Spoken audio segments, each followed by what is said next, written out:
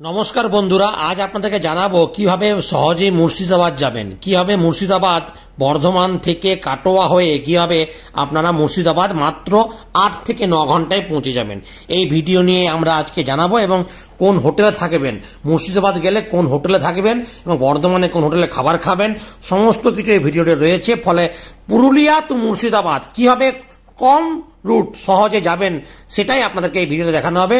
পরে পুরো ভিডিওটি দেখুন, আপনাদের নিশ্চয়ই ভালো লাগবে। এবং নমস্কার বন্ধুরা, আজকে যে ব্লগটি নিয়ে আপনার সামনে উপস্থিত হয়েছি সেটি হচ্ছে আমরা পুরুলিয়া থেকে মুর্শিদাবাদ কিভাবে যাব।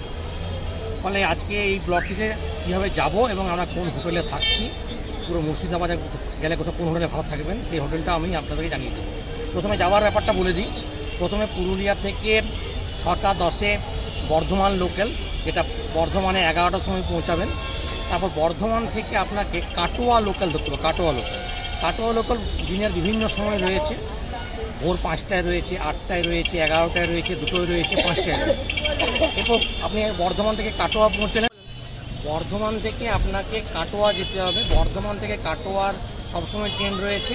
এরপর কাটোয়া থেকে খাগড়াহাট, তাহলে আপনি আপনার মুর্শিদাবাদের বহরমপুর পৌঁছে যাবেন।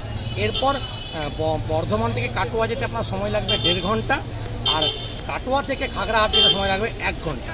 মানে পুরুলিয়া থেকে বর্ধমান 5 ঘন্টা, বর্ধমান থেকে কাটোয়া 1.5 ঘন্টা, আর কাটোয়া থেকে খাগড়াহাট 1 ঘন্টা। অর্থাৎ মোট 5, 6.5, 7.5 ঘন্টার জার্নি। তাহলে আপনি বহরমপুরে পৌঁছে যাবেন। ফলে এই হচ্ছে রুট, এবং এরপর আপনাদেরকে হোটেলটা আমি জানিয়ে দেবো। ধন্যবাদ। এরপর খাগড়াহাট রোড স্টেশনে নেমে আপনি টোটো করে বহরমপুর চলে যান। টোটো করে আপনার 10 মিনিট লাগবে। এবং আমরা এই হোটেলটার নম্বর দিব। এটা হচ্ছে হোটেল সাইন, বহরমপুর একদম মেন টাউনে হোটেল সাইন গেস্ট হাউস। অসাধারণ একটা রুম, মানে হোটেল সাইন একদম বহরমপুর মেন টাউনে। খুব কম রেট, 400, 500, 600, 700, 800, 900-র মধ্যে ঘর ভাড়া। এবং এই দেখুন রুম, অসাধারণ রুম, খুব সুন্দর পরিবেশ।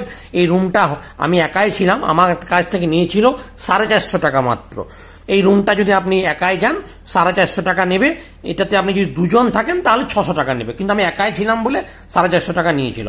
ফলে খাগড়াঘাট স্টেশন স্টেশন থেকে আপনি টোটো করে বলবেন বহরমপুর যাব, ওখান থেকে 15 টাকা বা 20 টাকা নেই অটো বা টোটোতে আপনাকে বহরমপুর পৌঁছে দেবেন। বহরমপুর একদম বাস স্ট্যান্ডের সামনেই হোটেল যে সাইন, যে হোটেলটা আমরা ছিলাম। এই হোটেলের নম্বরটা আমি আপনাকে দেখুন নিচে দেওয়া আছে। আরেকবার আপনাদেরকে হোটেল নম্বরটা আমি সাইনে দিয়ে দিব। খুব ভালো একটা হোটেল। এবং দেখুন একদম ওই দেখুন বাস স্ট্যান্ড, ওইটা হচ্ছে bus stand, Baharampur bus stand, একদম বহরমপুর বাস স্ট্যান্ডের সামনেই এই হোটেলটা। অসাধারণ হোটেল এবং খুব ভালো। এবং এই নিচেই খাবারের হোটেল রয়েছে। ফলে এখান থেকে এটা হচ্ছে মেন জায়গা। ফলে এখান থেকে থাকলে আপনি বাসও ধরতে পারবেন, একটু পরে স্টেশন ধরতে পারবেন, ট্রেন যেতে পারবেন, এবং খাওয়া দাওয়ার কোনো অসুবিধা হবে না। ফলে বহরমপুরের একদম মধ্যবিত্ত মাঝের জায়গা, এবং খুব ভালো রুম পরিষেবা দেখুন আমি দিয়ে দিয়েছি। যেমন জায়গাটা দেখুন, খুব সুন্দর একটা জায়গা। এবং আমার রুম ছিল 301, এটা 450 টাকা নিয়েছিল একজনের জন্য। দুজন হলে এটা নিত 650 টাকা। এবং খুব সুন্দর একটা জায়গা।